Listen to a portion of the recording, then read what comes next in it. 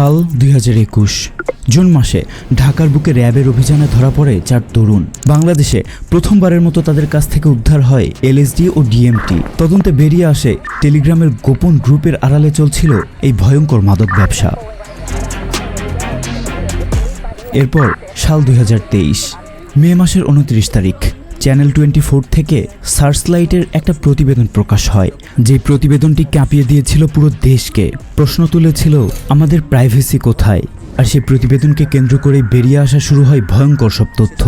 জানা যায় সাবেক প্রেমিকরা প্রতিশোধ নিতেই প্রাক্তন প্রেমিকার গোপন ভিডিও বা ছবি ভাইরাল করার জন্য বড় বড় গ্রুপ অ্যাডমিনদের কাছেই দিয়ে দিত তারা।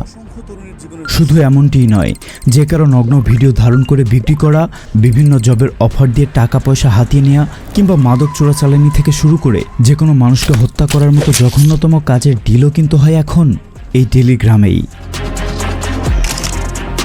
টেলিগ্রাম যা ছিল একসময় নিরাপদ চ্যাটিংয়ের প্রতীক, তা আজ হয়ে উঠেছে মাদক চক্র, নারী পাচার কিংবা সিরিয়াল কিলারের মতো অপরাধীদের নিরাপদ আশ্রয়। ঠিক এমনইভাবে 2020 সালের সেপ্টেম্বরে বগুড়ায় তানজিমুল ইসলাম রিয়ান নামের এক যুবককে গ্রেফতার করে পুলিশ। তিনি 20 জন নারীর সঙ্গে সম্পর্ক গড়ে তোলেন। এরপর তাদের ব্যক্তিগত ছবি ও ভিডিও সংগ্রহ করে ব্ল্যাকমেইল করতেন। তিনি তাদের কাছ থেকে অর্থ আদায় করতেন এবং হুমকি দিতেন যে ছবি ও ভিডিও ইন্টারনেটে ছড়িয়ে দিবেন।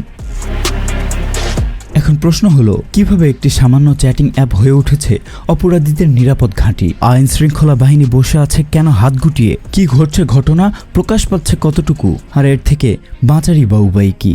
যে অ্যাপটিকে একসময় সবাই ভাবত প্রাইভেসির জন্য সবচেয়ে নিরাপদ, সেই টেলিগ্রামই আজ পরিণত হয়েছে নিরীহ ব্যবহারকারীদের জন্য এক ভয়ঙ্কর মরণ ফাঁদে।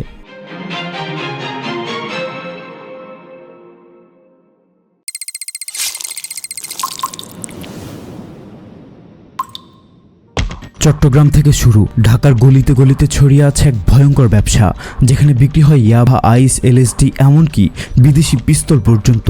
আর এই সব কিছুর অর্ডার নেওয়া হয় কোথায় জানেন?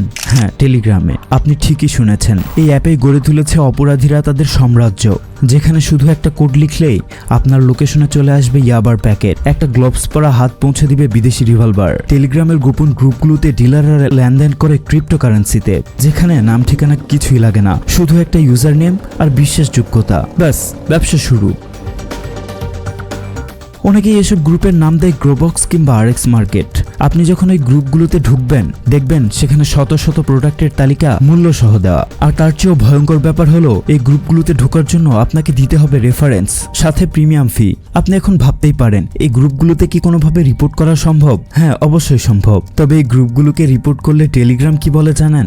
গ্রুপের উপর আমরা কখনো নজর দেই না, এটা ইউজারদের স্বাধীনতা। আর তাই ডার্ক ওয়েবের মতোই আজ টেলিগ্রাম হয়ে উঠেছে বাংলাদেশে অবৈধ ড্রাগস আর অস্ত্র ব্যবসার নতুন হাব। এই চক্রের পিছনে রয়েছে দেশের কিছু চিহ্নিত মাফিয়া, আর তাদেরই ছত্রছায়ায় ধ্বংস হচ্ছে স্কুল কলেজ পড়ুয়া তরুণ তরুণীদের জীবন।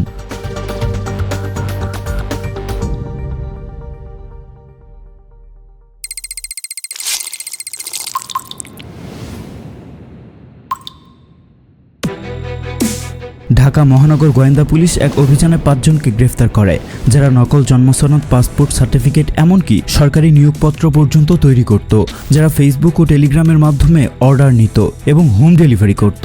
তাদের এই ডকুমেন্ট সংগ্রহ করা ছিল খুবই সহজ। প্রথমে আপনাকে তাদের টেলিগ্রাম গ্রুপে জয়েন করতে হবে। এরপর গ্রুপ অ্যাডমিনকে জানাতে হবে আপনার কোন ডকুমেন্টটি প্রয়োজন। এরপর নির্ধারিত মূল্য পরিশোধ করলে এর 2-3 দিনের মধ্যেই আপনার হাতে চলে আসবে সম্পূর্ণ অরিজিনাল লুকের ফেক ডকুমেন্ট।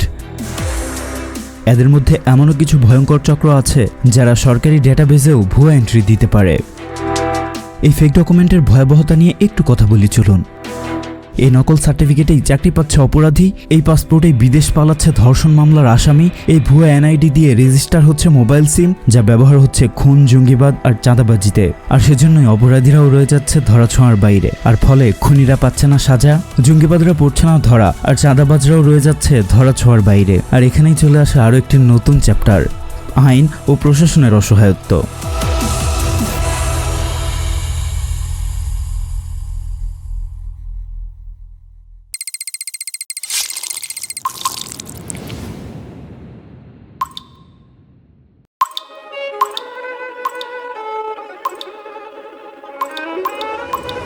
ধরুন আপনার প্রিয়জনের বা পরিবারের কারো ব্যক্তিগত ভিডিও টেলিগ্রামে ছড়িয়ে পড়েছে, নিশ্চিতভাবেই আপনি তখন পুলিশের শরণাপন্ন হবেন।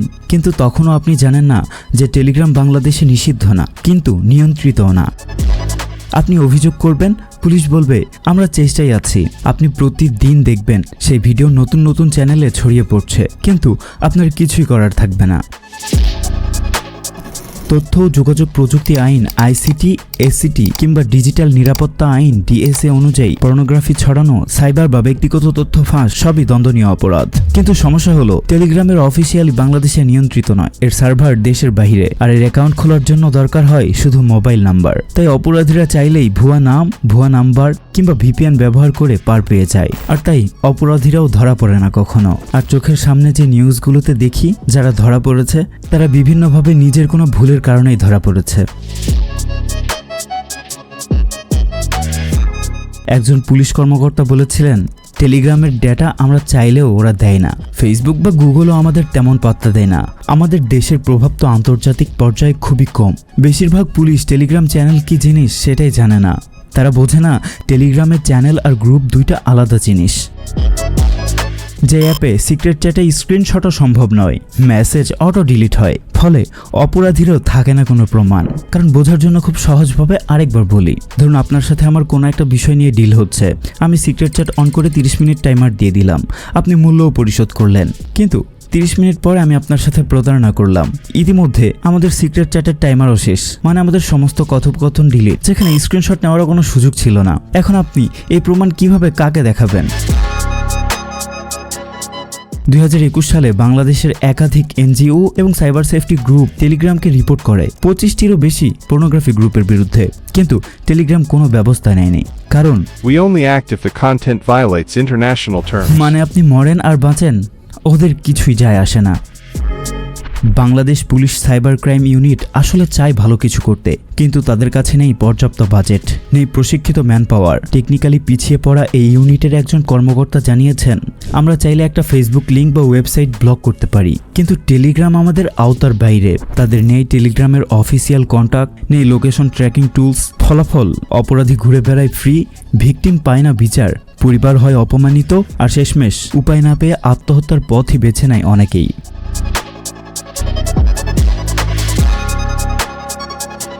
শেষ করব আজ, তবে খুব গুরুত্বপূর্ণ কিছু প্রশ্ন করে। কবে নাগরিকের ডিজিটাল নিরাপত্তা নিশ্চিত হবে? কবে সাইবার অপরাধে হবে আন্তর্জাতিক সহযোগিতা?